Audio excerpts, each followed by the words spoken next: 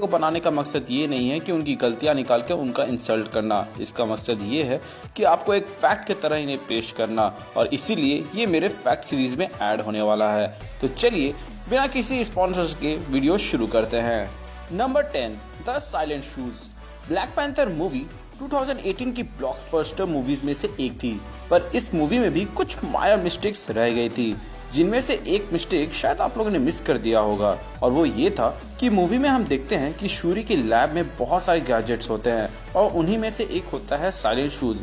शूरीज ये शूज टीचाला को देती है और कहती है कि इसे पहनने के बाद उसके फुटस्टेप्स बिल्कुल भी सुनाई नहीं देंगे। लेकिन मूवी के बीच में ही हम देख सकते हैं कि टीचाला के फुटस्टेप्स हमें सुनाई दे रहे थे, और आप खुद ही सुन सकते हैं। एंड हाँ, आप में से कुछ ये बोल सकते हैं कि यहाँ पर ये पैंथर हैबिट यानी कि ये ब्लैक पैंथर वाला सूट पहना हुआ था। तो मैं आपको बता दूं कि ब्लैक पैंथर सूट की एक फैसिलिटी ये भी है, यानी कि एक फीचर ये भी है कि वो साउंड एब्जॉर्बेंट है, यानी कि उसे पहनकर भी अगर वो कहीं जाते हैं तो साउंड नहीं आएगा। ये एक मिस्टेक थी ऑडियो डिपार्टमेंट की ओर से, लेकिन उन लोगों के मूवी में जो म्यूजिक और साउंड ट्रैक था, इसलिए मैं उन्हें इस गलती के लिए माफ करता हूँ। नंबर 9, जादुई खून। आयरन मैन मेरी फेवरेट ओरिजिन मूवी में से एक है, और उसे मैंने इतनी बार देखा है कि मुझे खुद भी नहीं पता कि मैंने कितनी बार देखा है। और बेसिकली इस मूवीज में उतने मिस्टेक्स तो नहीं है, बट कुछ माइनर मिस्टेक्स हैं, जिनमें से एक मिस्टेक ये था कि जब उन्हें पैरालाइज्ड किया जा रहा था तब आप देख सकते हो कि उनके लेफ्ट ईयर के पास से खून निकला था, और वही जब वो लिफ्ट में रहते हैं तब हम उनके लेफ्ट ईयर के आसपास कहीं पे भी खून नहीं देखते हैं। Number 8, Thor the mechanic. मुझे मालूम है कि द मैकेनिक का टाइटल आयरन मैन को आयरन मैन 3 में दिया गया था, लेकिन मेरे ख्याल से इस टाइटल का असली हकदार थॉर होना चाहिए। द एवेंजर्स मूवी के लास्ट फाइनल बैटल में हम देखते हैं कि एक सीन में थॉर एक कार के साइड में जाता है, और आप अच्छी तरह से देख सकते हो कि कार का फ्रंट बॉडी साइड थोड़ा डैमेज है। लेकिन जैसे ही सीन कट होता है तो तब थॉर कार के फ्रंट में होता है, लेकिन उस समय उस कार की फ्रंट साइड बिल्कुल रिपेयर हो चुकी होती है। ये शायद कोई एसगार्डियन मैजिक हो, या फिर थॉर ने इसे अपने हैमर से ही रिपेयर कर दिया हो, लेकिन जो भी हो कार तो रिपेयर हो गई थी ना, तो मिलना चाहिए था ना थॉर को द मैकेनिक का टाइटल। अब इसका फैसला तो आप ही कीजिएगा मुझे कमेंट सेक्शन के जरिए बता के। तो अब चलते हैं अगले मिस्टेक की ओर, जो की है birthday blooper. Captain America winter soldier MCU की बेस्ट मूवीज में से एक है, और ये एमसीयू की पहली ऐसी मूवी थी जिसे रूसो ब्रदर्स ने डायरेक्ट किया था। जी हाँ दोस्तों, वही रूसो ब्रदर्स जिन्होंने कैप्टन अमेरिका विंटर सोल्जर में भी टोनी स्टार्क को मारने की कोशिश की, कैप्टन अमेरिका सिविल वॉर में भी टोनी स्टार्क को मारने की कोशिश की, इन्फिनिटी वॉर में तो ऑलमोस्ट मार दिया था, और एंड गेम में तो भाई सब जानते हैं। लेकिन दुखती रथ पे हाथ न रखते हुए बर्थडे ब्लूपर वाले मिस्टेक पे आते हैं। Captain America winter soldier movie में कैप्टन म्यूजियम जब विजिट करते हैं तब हम वहां पर देख सकते हैं कि बकी के मेमोरियम में स्टार्टिंग में लिखा हुआ है कि बकी का जन्म 1916 में हुआ है, लेकिन उसी मेमोरियम के नीचे में हम देखते हैं कि 1917 टू 1944, यानी कि बकी 1917 में जन्मा था और 1944 में मर गया। मे बी 1916 वाला उसका ओरिजिनल बर्थडे होगा और 1917 उसका आधार कार्ड वाला बर्थडे।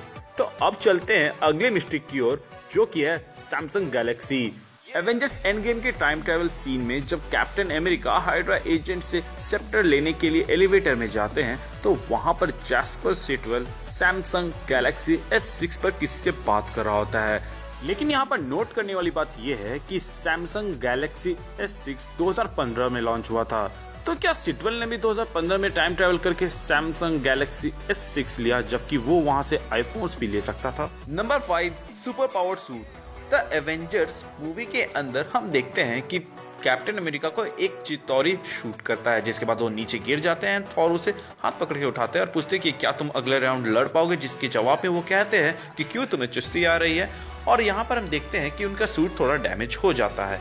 लेकिन आगे के सीन्स में जब हम देखते हैं कि हल्क आयरन मैन को कैच करके जमीन में लैंड करता है और कैप्टन अमेरिका वहां पे आते हैं, तो उनके सूट में ये डैमेज नहीं रहता है। उल्टा जब आप आगे की सीन्स में देखते हो कि लोकी के ऊपर सब टारगेट करके खड़े होते हैं, उस वक्त भी आप उसके सूट में कोई डैमेज नहीं देख सकते हो। तो हुई ना ये एक सुपर पावर्ड सूट या फिर एक कंटिन्यूटी मिस्टेक। अब आते हैं अगली मिस्टेक की ओर, जो कि है what kind of survivor. Gamora की ओरिजिन तो हम इन्फिनिटी वॉर में देख ही चुके हैं कि कैसे थानोस इसके आधे लोगों को मारकर वहां पर बैलेंस कायम करता है। लेकिन गार्जियन ऑफ गैलेक्सी में हम देखते हैं कि जब गमोरा को प्रिजन ले जाया जा रहा होता है तो उसकी स्कैनिंग होती है और वहां पर हम देखते हैं कि ये अपने प्लेनेट की लास्ट सर्वाइवर है। लेकिन थानोस ने तो उसके प्लेनेट के आधे ही लोगों को मारा था, तो फिर ऐसा कैसे हो सकता है। इस कंटिन्यूटी एरर से मैं निकल ही रहा था कि मुझे अपना तीसरा कंटिन्यूटी एरर मिल गया, जो कि है बूट और सैंडल्स।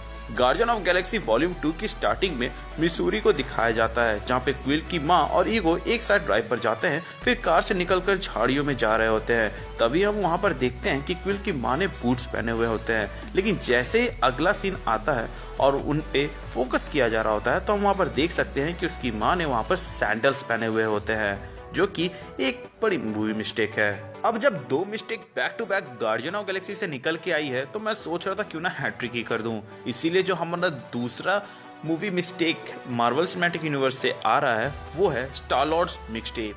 गार्जियन ऑफ गैलेक्सी की सीरीज की सबसे अमेजिंग बात ये थी कि उसमें 60s और 70s के जो साउंड ट्रैक थे, ये रेट्रो लुकिंग कैसेट्स जो क्विल की माँ ने उसे मरने से पहले दिया था।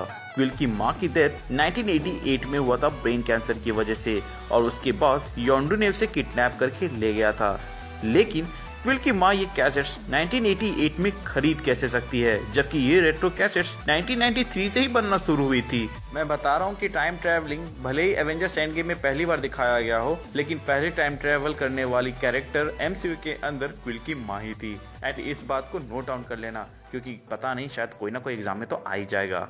एंड ये इन्फॉर्मेशन भले काम आए ना आए, लेकिन नंबर 1 का जो मूवी मिस्टेक जो अभी पॉइंट आउट करने वाला हूँ वो जरूर काम का आएगा। तो चलते हैं अगली मूवी मिस्टेक की ओर, जो कि है हमारा लाइट एंड साउंड। अगर आप PCM स्टूडेंट हैं या रह चुके हैं तब तो आपको मालूम ही होगा कि लाइट साउंड से ज़्यादा स्पीड में ट्रैवल करती है। साउंड की स्पीड 343 मीटर पर सेकेंड है, जबकि लाइट की स्पीड 29,97,92,458 मीटर पर सेकेंड है। पर MCU में ऐसा नहीं होता है। एंड ये बात हमें MCU की पहली मूवी में ही क्लियर कर दिया गया था। आयरन मैन मूवी में जब टोनी स्टार्क जेरिको मिसाइल का डेमोन्स्ट्रेशन दे रहे होते हैं तो जेरिको मिसाइल विस्फोट करता है, और विस्फोट की रोशनी से पहले हमें विस्फोट का साउंड सुनाई देता है। थॉर का हैमर भी इसका एक प्राइम एग्जांपल है। जब भी थॉर अपने हैमर या फिर स्टॉर्मब्रेकर से एक सोनिक बूम अटैक करता है तो उससे साउंड बिल्कुल परफेक्टली लाइट के साथ कोइंसाइड कर जाता है, जो कि नहीं करना चाहिए। इसका आप एग्जांपल रियल लाइफ से ये ले सकते हैं कि जब भी बिजली कड़कती है तो हमें पहले लाइट दिखाई देती है और उसके बाद साउंड आता है। सो गाइस, आज के लिए बस इतना ही। ये थे top 10 movie mistakes Marvel Cinematic universe की ओर से। तो आप इनमें से कितना जानते थे और आज आपको कितना पता चला, मुझे कमेंट सेक्शन के जरिए जरूर बताएं।